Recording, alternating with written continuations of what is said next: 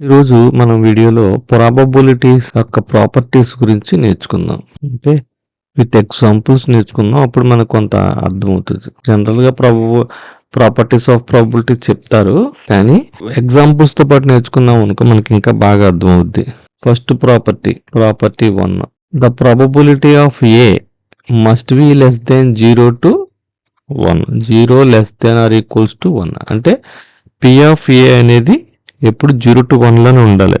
Okay, greater than 1 ఉండకూడదు, negative ఉండకూడదు. So the probability of N event greater than 1 ఉండకూడదు, అలాగే లెస్ దాన్ 0 ఉండకూడదు ఇక్కడ ఈ కండిషన్ ప్రకారంగా.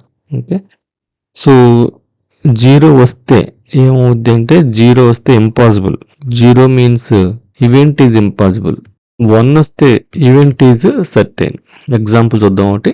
వెన్ టాసింగ్ ఏ కాయిన్ ని మనం టాస్ చేసాం. When tossing A coin toss చేస్తే ఏమవుద్ది?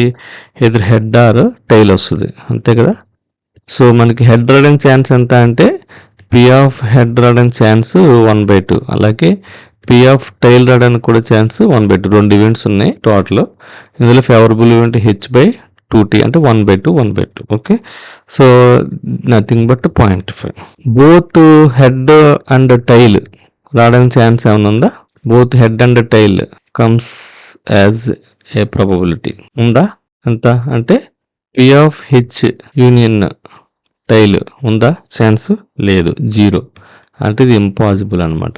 ఇది property. So probability of the property P of A must be 0 to 1. Either 0 ఉండాలి లేదా 1 ఉండాలి. అంటే అన్సర్టైన్. ఇంపాసిబుల్ అంటే అన్సర్టైన్. సర్టైన్ అంటే కంపల్సరీ అని అర్థం. ఇది ఒక property. Next property 2, complement rule. ఏంటి కాంప్లిమెంట్ రూల్ అంటే పి ఆఫ్ ఏ డాష్ అంటే నాట్ ఏ ఎంత ఛాన్స్ అంటే 1 - p ఆఫ్ ఏ అని రాయాలి. A dash is complement the event A means in layman language లో మనం ఏం మాట్లాడుకోవాలంటే A does not happen. A అసలు హ్యాపెన్ అవ్వదు అలా అనుకుంటున్నప్పుడు కాంప్లిమెంట్ వస్తుంది. A does not happen, A అసలు హ్యాపెన్ అవ్వదు. So P of A dash is equals to 1 - p. Example చూద్దామా. Let event A is equals to getting even number when getting even number when a die is rolled.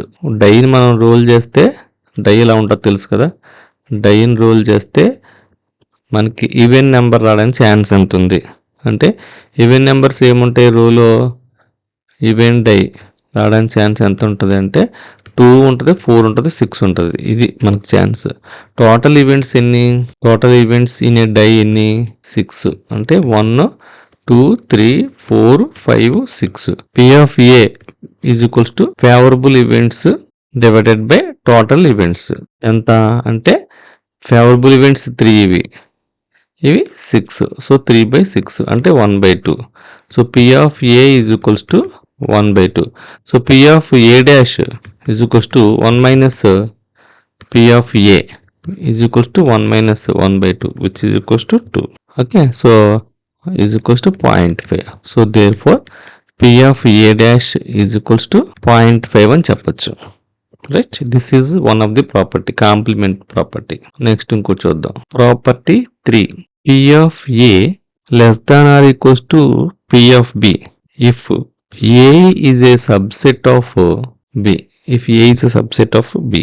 If event A is a part of event B then B is more likely to occur. A is a part of event B. B event లో A అనేది ఒక part అనుకుందాం. B happen అవడానికి ఎంత chance ఉంది?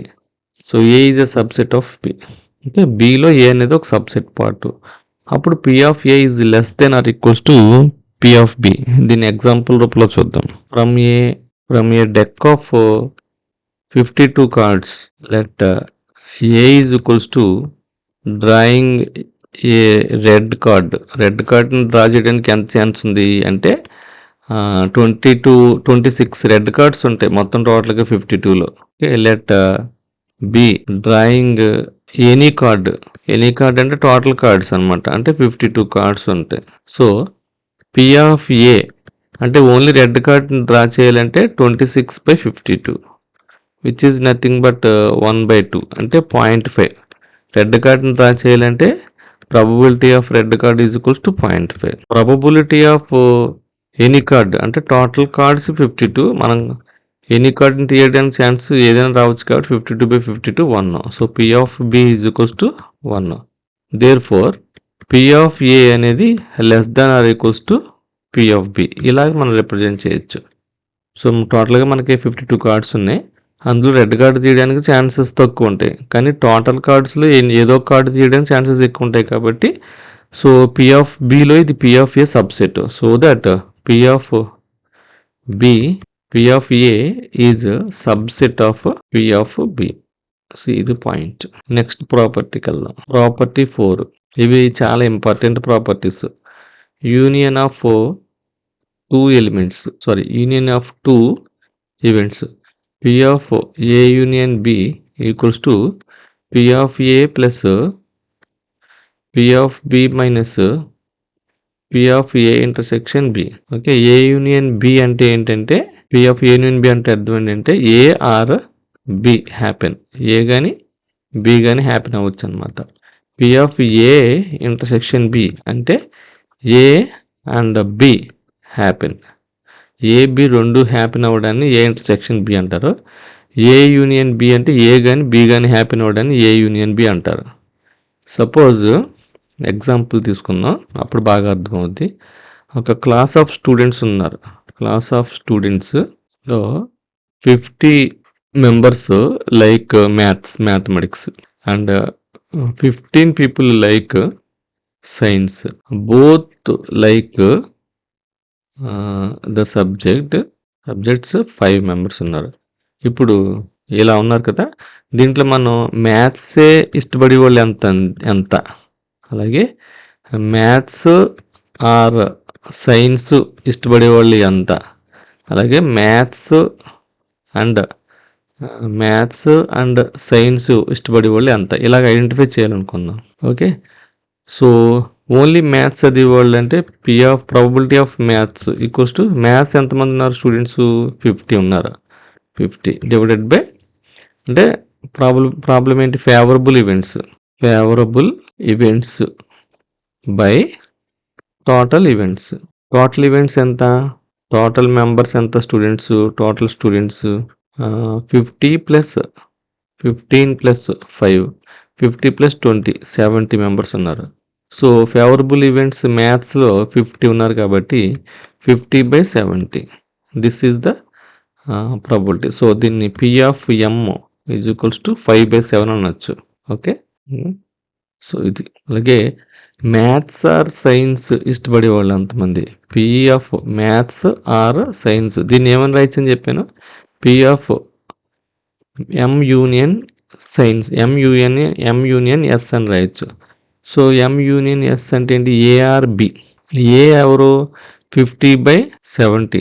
ఏ union బికి formula రాసినట్లు P of A plus P of B minus P of A intersection B. P of A అంటే మ్యాథ్స్ ఒకటి 50/70 ప్లస్ పి ఆఫ్ బి అంటే సైన్స్ అంటే 15/70 minus P of A intersection B. A intersection B అయితే A and B both happen ఎంతమంది, ఇక్కడ both 5/70. So both people అంటే P of A union B. So P of maths and science అంటే ఇది 5 members ఇచ్చాడు మనకు already. So ఇది answer. ఇప్పుడు మనం దీన్ని ఏం చేయొచ్చు, 70 అనేది LCM 1 × 50 50 plus 15 minus 5 15 plus 15 65 minus 5 60 60/70 is equals to 6/7.